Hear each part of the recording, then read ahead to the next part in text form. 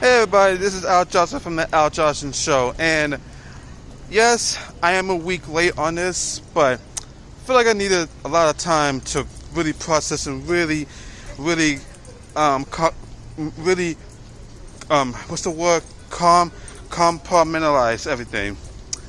So yes, it's a week late, but I'm here now to give you guys my thoughts and my feelings towards the finale and overall series known as Secret Invasion. Now, ladies and gentlemen, if you still want to come on board the train that is the Al Johnson Show, or if you want to still continue trucking along the Al Johnson Show, then make sure y'all please do the following. Make sure you like, make sure you comment, make sure you share, make sure you subscribe, and make sure you click the notification bell whenever new videos are released. Let's begin. That was a mouthful. That's what she said. Anyway, I'm so stupid. Anyway, so yeah, Secret Invasion. So yeah, man, it is basically a lightning rod for controversy, isn't it? I mean, on Rotten Tomatoes, the show overall is in the 50s, which makes it the critically rated worst MCU project and Disney Plus show as a whole. And the final episode titled Home, is now the lowest rated Disney Plus MCU episode. What is that, like 11%, 13%? Oh, and by the way, spoilers for this video. I'm talking about the show and the finale as a whole. I'm talking about everything. But yeah, it is that bad, man. And everybody has made videos.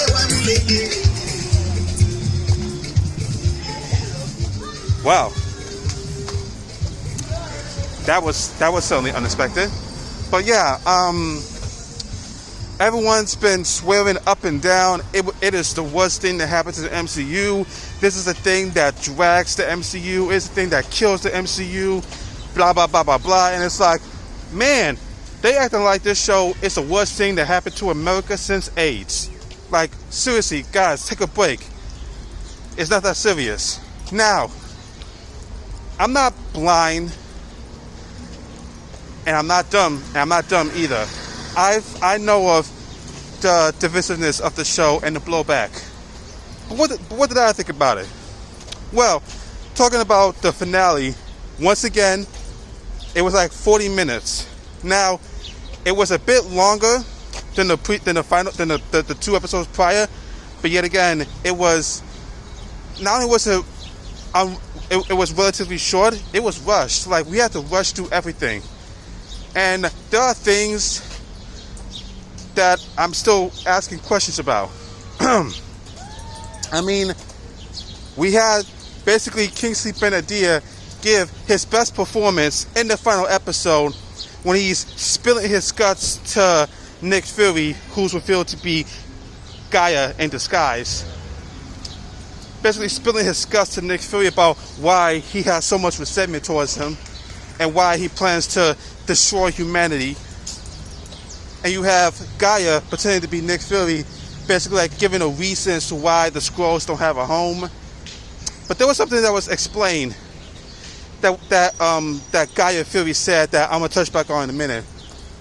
But so yeah, you had all that.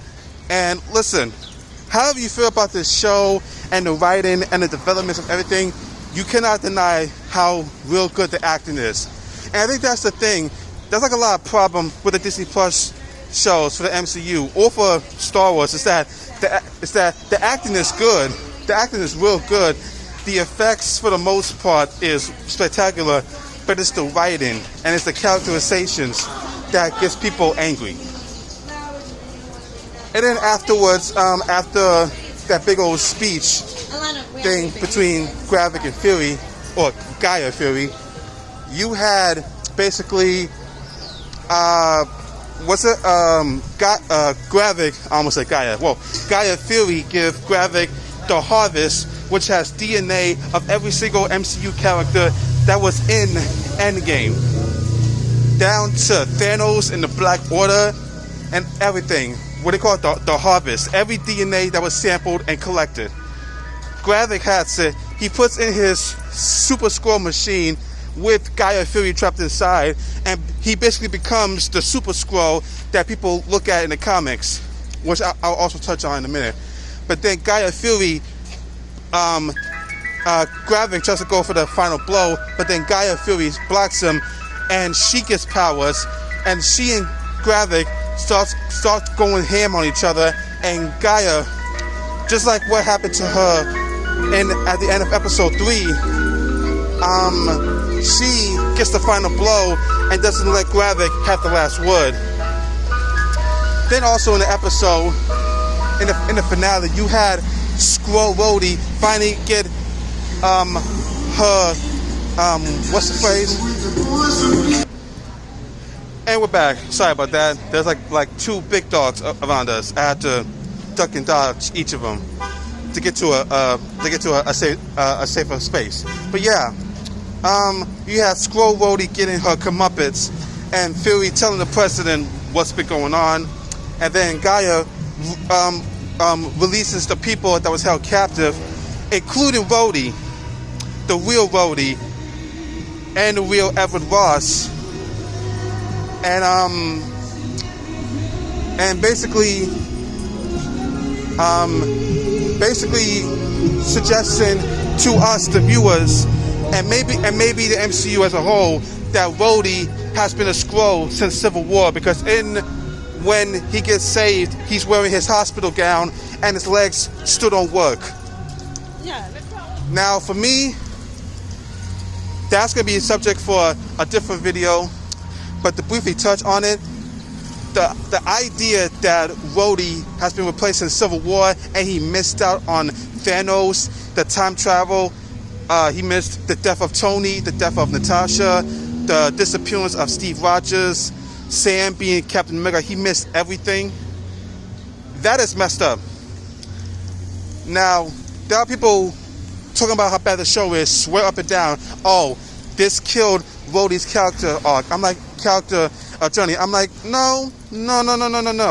If anything, it enhances the character arc, because when we get to the Armor Wars movie, the War Machine movie, now Rhodey is going to be put in a time where he missed out on basically 10 years of his life, where he missed Tony and Pepper's wedding, he missed the death of his friend, he missed the birth of Morgan Stark, he missed everything that happened, and not only that, he was the right-hand person to the president, and the president did all of this and that. There's alien Skrulls living amongst us, and he doesn't know what's going on and what's going on with Tony Stark. That's going to be interesting, at least in my opinion. And then, speaking of the president, you had the president say that, oh, I'm advising Congress to pass an emergency bill that dictates that off-Earth people are enemies. Basically, like, if you're not born of this planet, you're going to be killed on sight. And what happened was, all around the world, you see people gunning down news journalists, prime ministers, whatever have you, to see if they're aliens, the alien Skrulls. And it's just like, Jesus.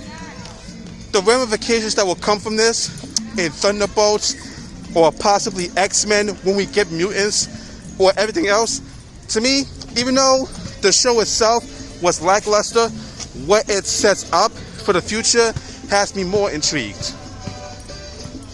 It has me more intrigued. And then you end the series with Nick Fury and Vara, Priscilla, going off into Saber, because he says, oh, the Kree wants to talk peace with the Skrulls. If you guys know Captain Marvel 1 and the upcoming The Marvels, oh, the Kree want peace. That's a lie. That is definitely a lie. But man, and Vara turns into a Skrull self and says to Nick Fury, you know, I love you as I am, and he fully accepts her as she is, and they kiss and they leave. Now listen, as I've said before, the writing for the show, for most parts, has been lackluster. Some character arcs didn't make any sense. Didn't make any sense. Oh, and I also forgot, you have Gaia, who has basically every power known to man, who is essentially the most powerful being in the MCU currently, essentially. and she's teaming with Sonya Olivia Coleman to help put this thing with President Whitson's his whole executive order, put it in the dirt, and to save off humans and Skrulls who are going to get killed by vigilantes. And they're doing it with no emotional attachment. It's like, hey, listen, basically it's like a contract. I'm contracting you to take these people out and do all of this, and you're contracting me to make sure it gets all swept under the rug or what have you. But yeah, like I said, the show overall, look, to me, I thought it was better than She-Hulk and I Am Groot, but for me, those are my 3 least favorite MCU Disney Plus projects. Is that Hawkeye, Falcon Winter Soldier, the other shows, to me, I think are better than Secret Invasion. And to me, Secret Invasion, again, another thing that I will touch on in a future video. Oh, it wasn't like the comic books. There was no other Avengers than that. People have to understand not everything needs to be like the comics. Because remember, 80 to 85% of people like me who watch the stuff don't read the source material. We just watch the show or the movie as they are. Like Civil War to me is still my favorite MCU movie. It has loose connections to the comics, other than some things that are interwoven in. Spider-Man. Avengers Endgame, nothing like the source material. Same with Infinity War, and those two are the quintessential Avenger movies. Not to me, but you know. But I want to touch on something. Early in the episode, you had Gaia Fury say something about how, what did she say? She said, when Gravik asked, how come you didn't help find us a planet, Fury? And Fury was, I'd rather save the lives of 8 billion people than change their minds. To me, it signifies what Talos was talking about how Skrulls, even if a section of them want to live peacefully amongst humans, you have humans who are blinded by ignorance and prejudice. They will not see Skrulls as anything other than aliens. Ain't that indicative of our real world? How we judge people based on what they are, not about who they are. Sorry.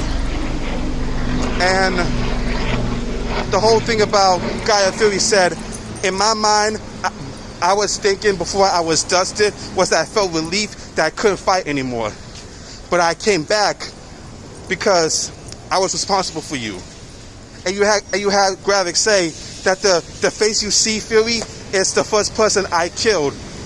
And I was ashamed, but I did it because I wanted to impress you. And what happened? Every time I killed somebody, I got more colder. And to me, like I said, Kingsley Ben-Adir, he gets my flowers because even though his character wasn't overall great, his performance and the way he spoke really, really impressed me. People like, yeah, well, he was better in the Barbie movie. Different movie or different project, different performance. Okay. And also, another thing I want to touch on. Again, people talking about about the thing with Rhodey. You have the director of Secret Invasion saying he expected death threats from fans for that idea. Like, wait a minute, you mean Rhodey was a Skrull since Civil War and he missed everything? That's stupid. I'm like, guys, it's not that serious. There are things from Marvel, from DC or whatnot that have upset me. I'm like, what is this? This is stupid. Never did I ever once thought I'm gonna harass the creators of this. Let them get a piece of my mind. I'm gonna send them death threats. That's stupid. And if you do that to me, you're not a fan. You're a psycho. I don't like Amazing Spider-Man 2. That to me is the worst thing that happened to Spider-Man as a character and as a movie. Did I blame Sony? Yeah, still do. Do I blame Mark Webb and the producers and the writers? No. I know they did their best. It's just that the movie overall was not good.